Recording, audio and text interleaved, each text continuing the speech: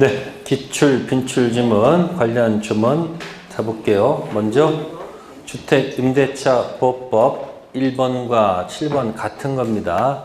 일시사용이 명백한 임대차는 주임법 적용 대상인가 아닌가? 네, 그 11조 조문이 있습니다. 일시사용 명백한 임대차는 적용한다, 적용하지 않는다? 네, 2번 시험 지문에 나왔다는 거고요. 자, 두 번째, 임차인이 경락대금에서 보증금을 수령하려면 임차주택을 양수인에게 인도할 필요가 있다, 없다? 그럼 논리적으로 뭘 받으려면, 보증금 뭐 하려면, 받으려면 당연히 뭐 해야 돼요? 당연히 인도할 필요가 있다 해야 되는 거 아니에요?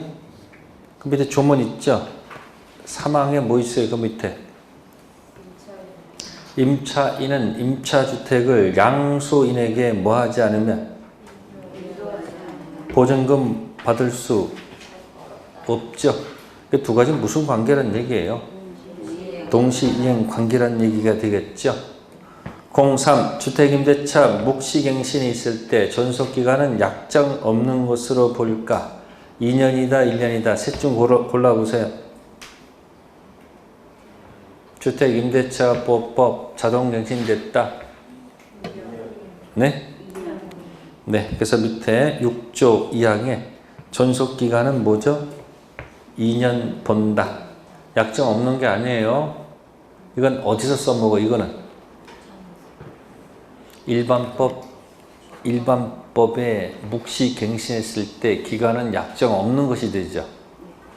근데 특별법 주택임대차는 2년 본다, 상가는 1년 본다. 그렇게 되어 있습니다. 자, 네 번째 지문입니다. 확정일자 우선변제권은 대지 환가대금에서 우선변제권 행사할 수 있다, 없다?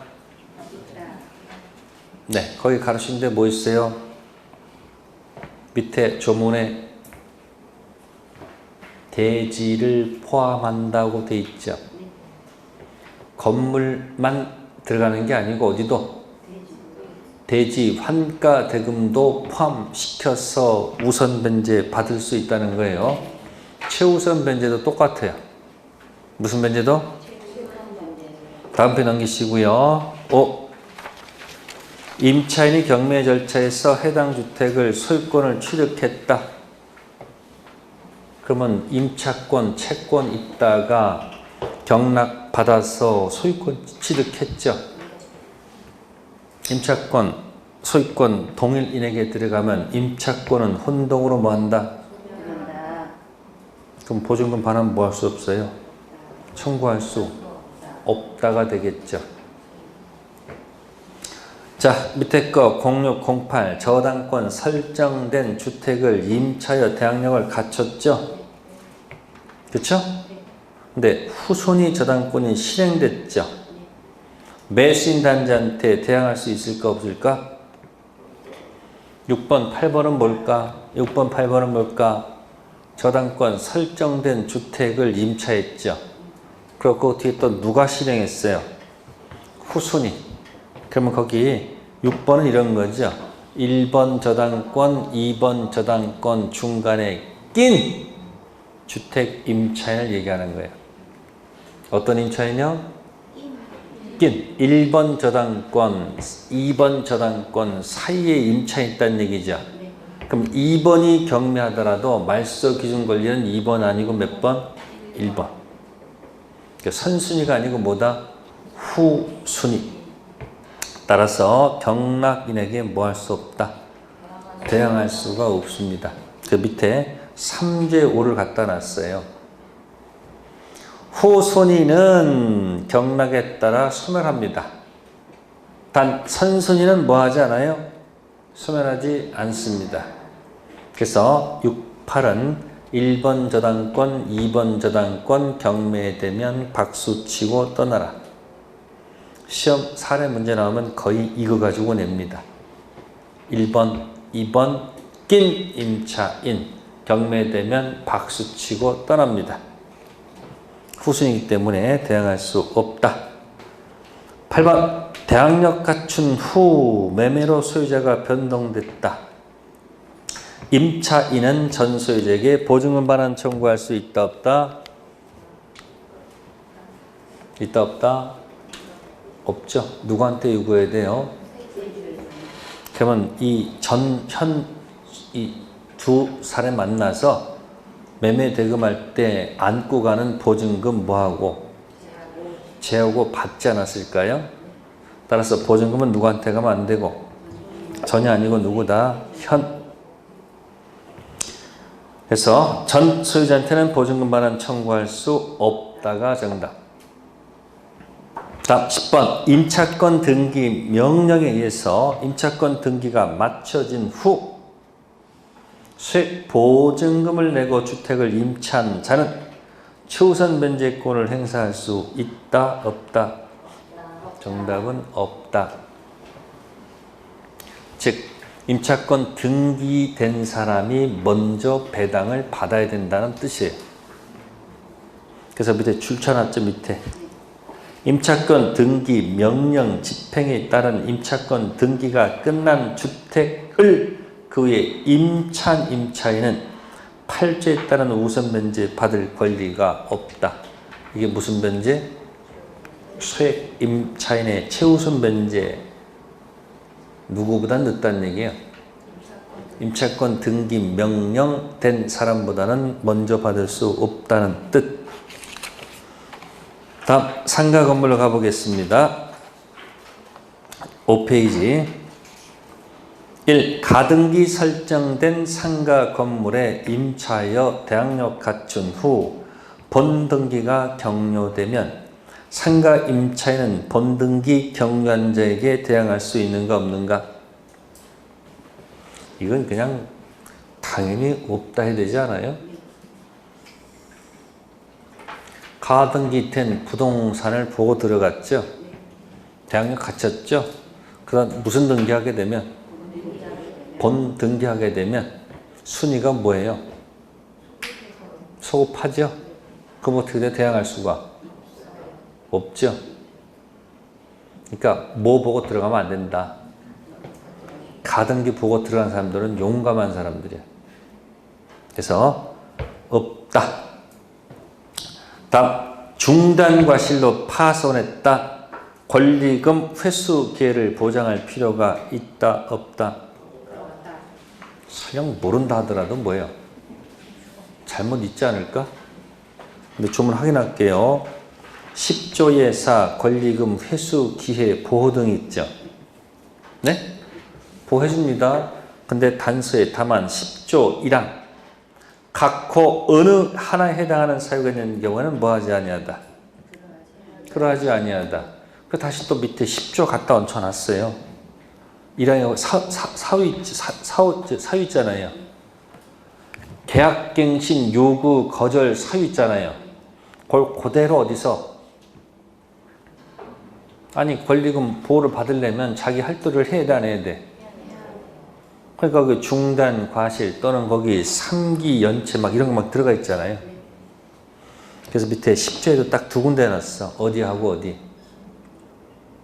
2기 아니라 몇 기? 3기 경과실이 아니고 뭐다?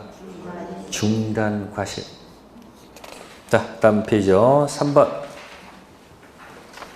경매 신청 시 반대 의무 이행은 집행 개시의 요건이다. 요건이 아니다. 자, 일반법에서는 너도 변제기 나도 변제기 동시행 관계에 있을 때는 경매를 집어넣으려면 어떻게 돼요? 내 거 던져서 이행 지체에 빠뜨려야지 경매 들어갈 수 있죠. 그걸 반대 의무 이행 제공해서 지체에 빠뜨려야지 경매 들어갈 수 있어요. 근데 특별법에서 주택임대차와 상가임대차는 출발할 때 보호를 하려면 현재 점유를 하고 있어야 되죠. 뭐하고 쓴다고요? 점에서 그 다음에 등록하는 거죠. 주민등록, 사업자 등록하는 거 아닙니까? 그러면 그건 계속 유지하고 있어야 하고 있어야 되잖아요. 그래서 보호를 해줄 거 아니에요. 근데 이행 지체에 빠뜨린다고 반대 의무를 제공하면 어떻게 되는 거예요? 점유를 상실했잖아요. 그럼 기존의 대항력 다 날아가 버리잖아. 그래서 특별법에서는 보호를 하려고 할 수 없이 또 뭐 한다? 반대 의무 뭐 하지 않고 제공하지 않고 경매할 수 있는 길을 튼 거예요.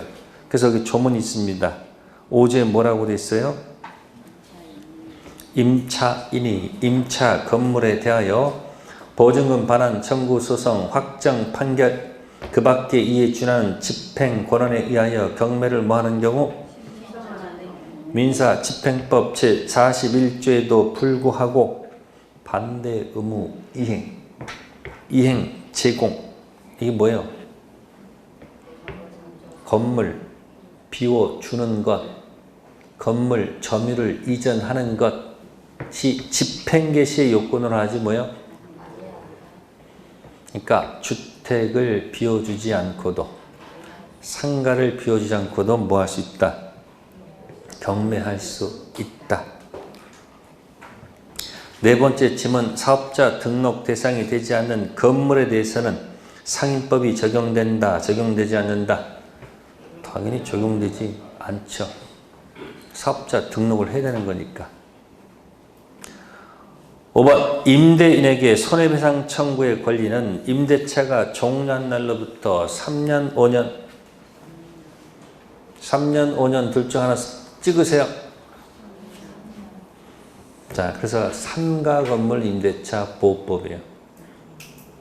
상이 아니고 뭐라고? 삼가. 삼자가 많다 그 얘기예요. 그래서 10조의 4 권리금 회수 보시면 그 다음 페이지 나올 거예요. 7페이지 보시면은 사항에 맨 위에 임대차가 뭐한 날로부터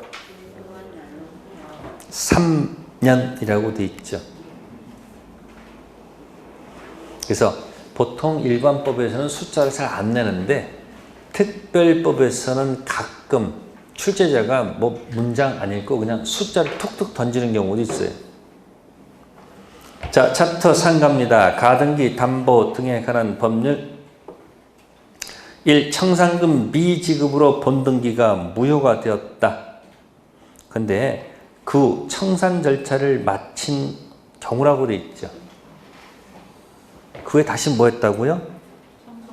청산 절차를 마쳤지. 그럼 폭리가 없잖아요. 그러면 유연등기가 될 수 있다 해야지 맞지 않을까? 다음 두 번째 거 청산금 계산 시 선순위 채권액을 고려해야 된다. 후순위 채권액을 고려해야 된다. 청팀을 고려해야 되죠. 청팀은 누구하고 누구요? 가등기 담보권자가 본등기 할 때 안고 가는 선순위가 청팀이죠. 백팀은 청산금 받을 자가 백팀이죠. 그래서 선순위, 채무자 등이 있고 선순위, 가등기, 후순위 4명이 있습니다. 몇 명이요? 청팀에는 누가 들어가요?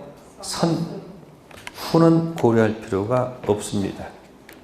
그 밑에 4조에다가 얹혀놨죠. 밑에 있죠? 이 경우 담보 목적 부동산 선순위 담보권 등의 권리가 있을 때 채권액을 계산할 때는 선순위 담보 등에 의하여 담보는 채권액을 포함시켜야 되겠죠. 누구는 포함시키지 않는다? 백팀은 포함시킬 필요가 없죠. 청산금 받을 자, 백팀, 후순위 권리자, 채무자 등 03. 청산금을 통지한 후 채권자는 이에 관해서 다툴 수 있다, 없다? 없다. 고들이 용어로 가볼까요? 낙장 불입. 자기가 평가한 다음에 너무 많이 계산했으니까 다시 계산하겠다. 허용되지 않는다. 자, 네 번째 거 봅시다. 건물이 멸실 훼손됐다. 건물에 설정된 양도 담보권은 물론 피담보 채권도 함께 소멸하는가? 자, 보세요. A 채권 때문에 그 B 건물에 양도담보 C가 설정됐죠. 건물이 화재가 나면 양도담보권은 소멸하겠죠. 물건에 대한 물건은 소멸하겠죠. 네, 채권도 소멸해요? 채권 소멸하면 불질러 버리면 되겠네. 그냥 채권은 존재하는 거 맞잖아요. 이건 논리의 문제다 그 얘기야. 공부를 하다 보면 논리가 쓰잖아요. 그럼 물건에 붙은 권리 양도담보권은 소멸하지만 채권은 소멸하지 않고 양도담보 없는 무담보 채권으로 존재한다는 얘기지. 건물이 있으면 양도담보 붙은 피담보 채권이죠. 그래서 4번 질문은 X입니다. 뭐는 살아있어요? 채권은 살아있겠죠. 다음 6번 청산기간 경과 전 다른 채권자 강제 경매로 제3자가 소유권을 취득하면 가등기 담보권자는 본등기를 청구할 수 있는가 없는가? 없습니다. 이유가 뭘까? 네?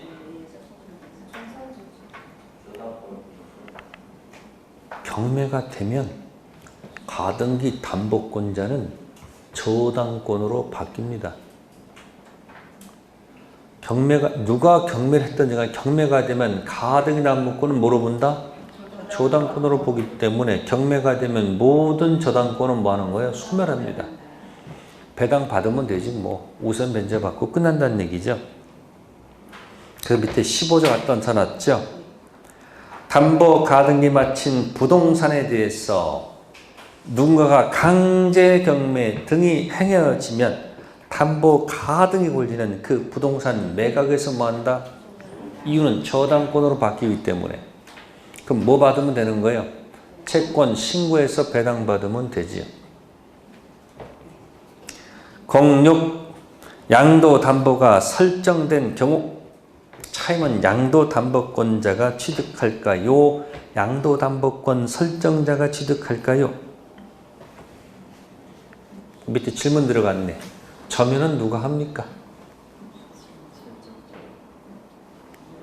이거 똑같아요. 저당권에서도 담보는 들어갔지만 점유는 누가 하는 게 아니고 채권자, 저당권자가 하지 않고 누가 점유해요? 제공자, 설정자가 하잖아요. 그럼 차임은 누구 거요? 설정자 것이지 누구 게 아니다. 채권자, 양도담보권자 게 아니죠. 그럼 누구한테 있어요? 설정자가 취득합니다. 자, 7번 들어갑니다. 청산금 지급할 필요 없이 청산 절차가 종료했다. 자, 그때부터 과실은 채권자에게 들어갈까요? 채무자한테 들어갈까요?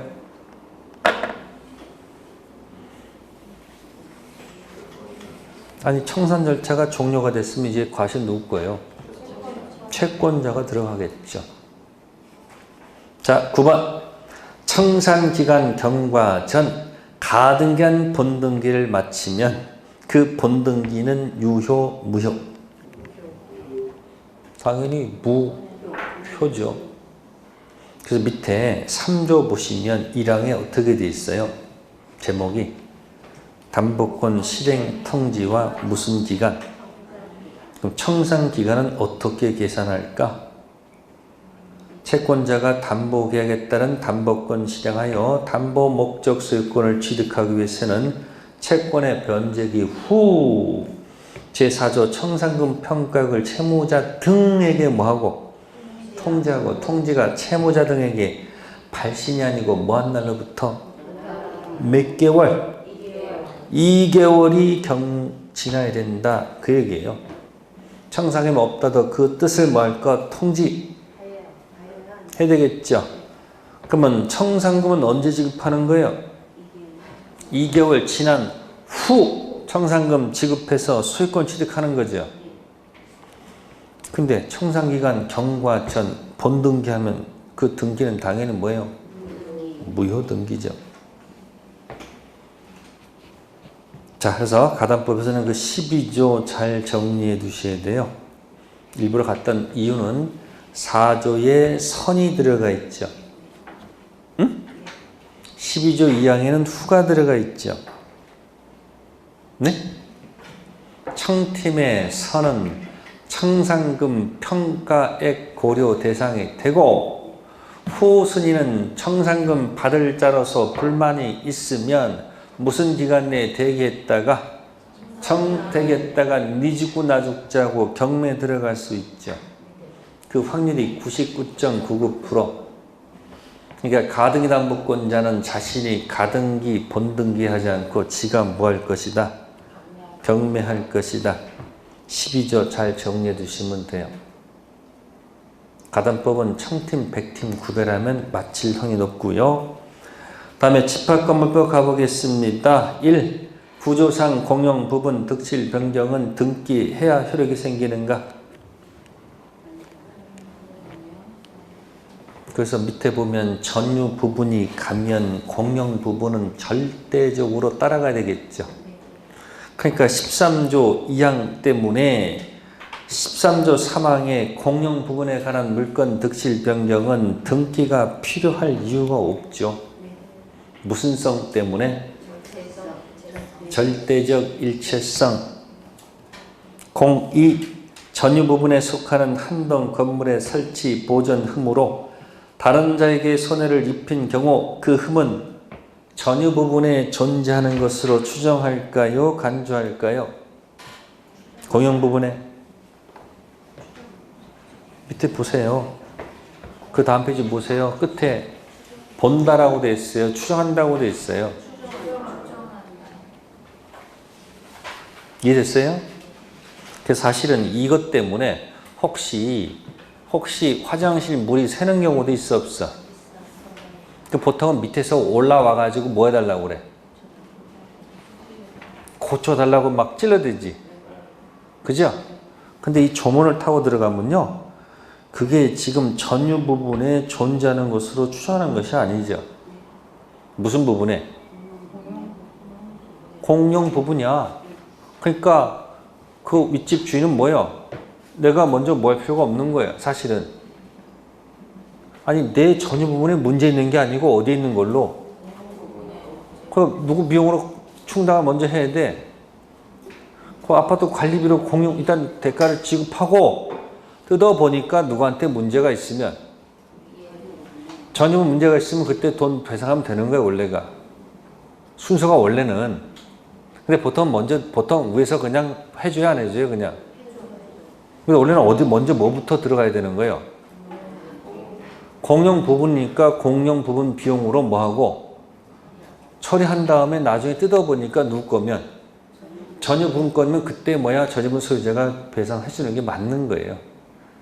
근데 우리는 밑에서 올라오면 밑에서 해줘, 안 해줘, 그냥? 보통 그렇게 관행 대로 해준다는 얘기예요. 거기 본다가 아니고 뭐라고? 실제 그렇게 낸단 말이에요. 자, 다음에 03 관리위원회.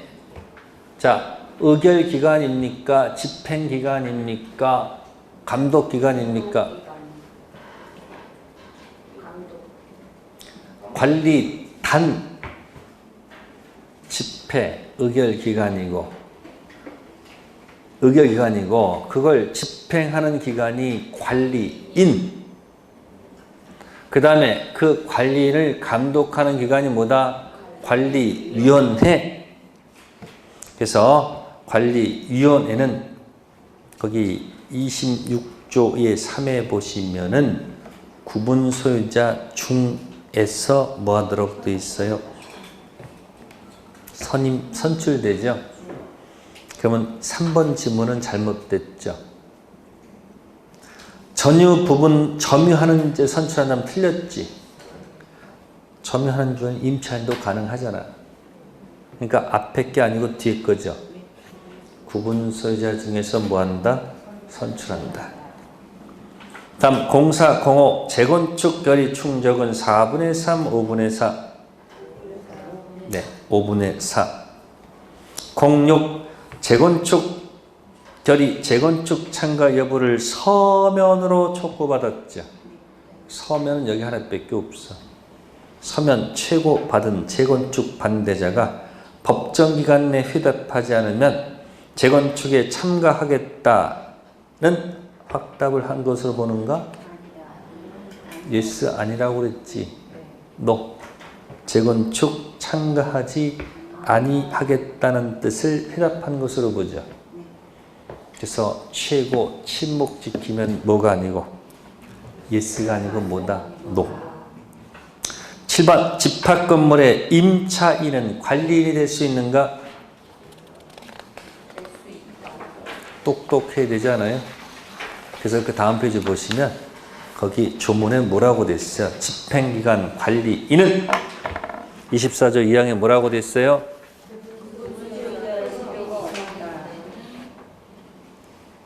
구분 필요가 없다. 근데 아까 관리위원회는 그건 감독기관이니까 구분 소유자 중에서 하도록 돼 있고 집행기관은 관리인은 구분 소유 필요가 없다는 얘기죠. 다음 08 시공자가 전유 부분에 관해 구분 소유자에게 지는 담보 책임 존속 기간은 사용 승일부터 기산한다. 인도한 날로부터 기산한다. 밑에 있잖아요. 전유 부분은 언제부터? 인도한 날로부터 시작하고 공용 부분은 그 법에 따라서 뭐예요? 사용 승인일 아시겠습니까? 또는 사용 승일부터 시작한다는 거.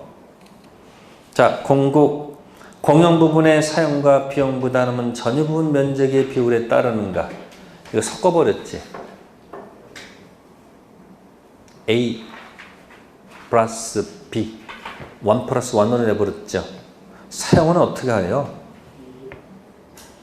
여러분 아파트 공용 부분 사용할 때 전유 면적 비율하면 이거 돼 안 돼? 사용은 뭐에 따라 하는 거예요? 용도에 따라서. 그럼 면적 넓은 사람은 엘리베이터를 다 사용할 수 있고 면적 좁으면 뭐 중간에 오다가 내려야 돼요? 그러니까 사용은 뭐 하는 거고 용도에 따라. 그럼 비용 부담은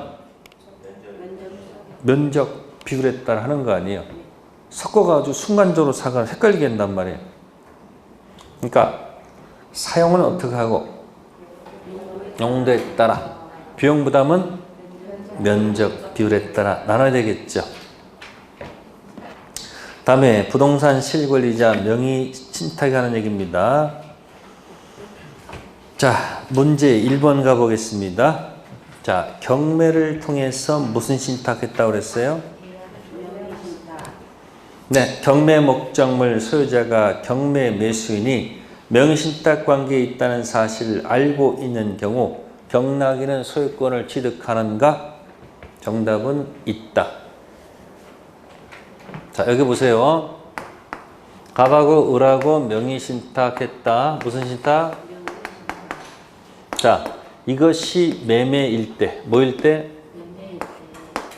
매매일 때는 어떻게 될까? 매매일 때요. 병이 뭐라면? 선이면 물권 변동은 뭐가 되고? 유효가 되고 뭐일 때? 뭐가 된다? 무효가 됩니다. 이건 조문의 얘기예요. 근데 지금 갑이 을한테 명의신탁을 하고 돈을 대주면서 가서 경락 받아와라. 뭐 받아와라? 그래서 뭐가 아니고 매매가 아니고 자, 이것을 만약에 뭐를 통해서 경락을 받을 때는 네? 경매를 통해서 받는 겁니다. 아시습니까? 그러면 지금 이게 지금 이 사람은 채무자죠. 뭐요? 채무자 부동산이 뭐로 넘어온 거예요? 이건 자기가 주도적으로 하는 거죠. 파는 건 자기가 뭐 하는 거예요? 그러면 이 경락 당하는 것은 뭐예요? 이 사람이 채권자한테 뭐 하지 못해서 못 갚아서 경락 당하는 거 아니에요? 그죠? 그럼 이 경매를 갖다가 내가 하겠다 안 하겠다 선택할 여지가 있는 거예요? 없는 거예요? 선택 여지가 없는 거지. 근데 여기는 뭐야? 매매 하겠다 안 하겠다 뭐 할 수 있는 거야? 여기는 선택 의지가 할 수 있단 말이에요. 그러니까 매매 같은 경우는 선의는 뭐고 악의는 뭐고 근데 뭐를 통해 들어올 때는 얘가 선택 의지가 없기 때문에 이 사람이 명의신탁의 사실을 뭐 했든, 네? 몰랐든, 알았든 무조건 이걸 뭐로 간다는 거. 전부 다 뭐로 간다는 것, 위로 간다는 게 판례의 태도야. 아시겠어요? 그래서 밑에 박스에다가 뭐라고 적어놨다? 매매에 관련된 계약형 명의신탁 약정은 당연히 무효죠. 매도인이 선이면 물권 변동은 유효고 매도인이 악이면 물권 변동은 무효입니다. 근데 경매 관련된 계약형 명의신탁은 무조건 무효죠. 이때 채무자 있죠. 채무자가 얘가 그런 사실이 알았든 몰랐든 관계없이 무조건 뭐다? 유효로 가는 겁니다. 그 이유는 채무자는 경매에 대해서 선택 여지가 없습니다. 돈을 못 갚는 처지이기 때문에 그렇다는 얘기예요. 그럼 여러분들 명의신탁 종류 다 세 가지 기억해요? 중생령은 어떻게 돼요? 중생령은 선악 관계 없이 무조건 무효지. 계약형 명의신탁은 매매일 때 선이 유효, 악이 무효지. 근데 뭐를 통해 들어갈 때는 뭐 관계없이 무조건 뭐하다? 유효. 그 1번이 판례 태도를 얘기한 거예요. 그래서 매매인지 경매인지 구별 좀 하셔야 됩니다. 자, 2번. 중간 생략형 명의신탁에서 소유자는 매도인일까, 신탁자일까, 수탁자일까? 올라갔으니까 맨 꼭대기 누구요? 매도인. 뭐뭐 묻지 않고 선악 묻지 않습니다. 04. 명의신탁이 만약에 뭐라면 유효한 이전형 명의신탁 유효라고 적겠습니다. 그죠? 신탁된 부동산을 불법 점유하는 제3자에 대해서 신탁자는 직접 반환 청구 행사할 수 있는가? 없다. 직접은 안 됩니다. 대위. 자, 5번 갈게요. 계약형 명의신탁에서 매도인이 선입니다. 이제 이게 유효하는 겁니다. 명의신탁은 유효, 무효? 응? 무효, 유효? 조심하세요. 5번에다가 별표.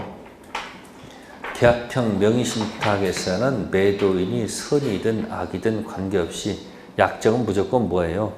무효죠. 자, 6번. 계약형 명의신탁에서 매도인이 선이라고 되어 있습니다. 수탁자가 소유자일까요? 매도인이 소유자일까요? 누가 소유자? 수탁자가 소유자가 되겠죠. 7번. 중간 생략형 명의신탁에서 매도인은 수탁자에게 진정명의 회복을 원인으로 수익권 이전 등기를 청구할 수 있다 없다? 있다죠. 소유자가 누구니까? 매도인. 8번. 계약 명의신탁에서 매도인이 뭐한 경우? 악인 경우.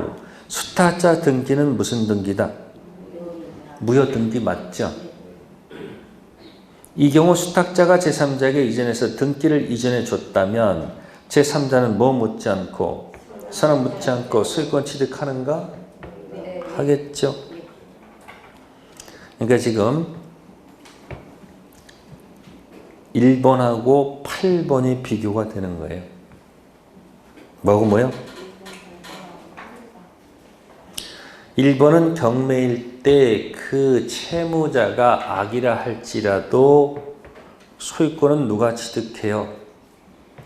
경락인이 취득하지요.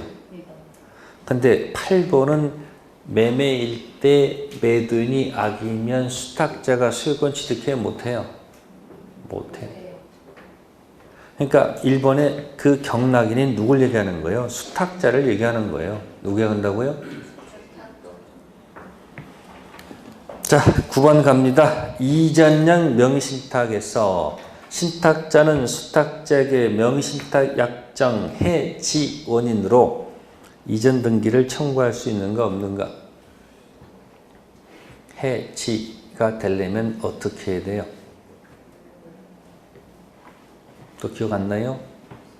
해지는 원 그려가지고 몇 번일 때 쓰는 거예요?